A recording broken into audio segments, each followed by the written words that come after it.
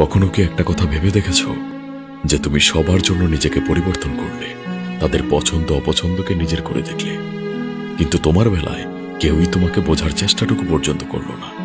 তুমি সবার কষ্টে পাশে থেকেছো, অথচ যখন তুমি একাকিত্ব অনুভব করলে তখন কেউ এসে তোমার খোঁজ পর্যন্ত নিল না। আর এইসব কিছুই হয়েছে তুমি নিজেকে সবার জন্য অ্যাভেলেবল করে ফেলার কারণে।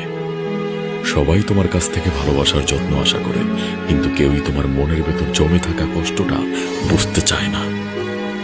কিন্তু এর চেয়েও আরো ভয়ঙ্কর একটা সত্য রয়েছে, সেটা কি জানো? আর তা হলো, কেউই তোমাকে হারানোর ভয় পায় না, কারণ তারা জানে এটা, যে যত কিছুই হয়ে যাক, তারা তোমাকে যতটা অবহেলাই করুক না কেন, সেই ঘুরে ফিরে তুমি তাদের কাছে আবার আসবেই।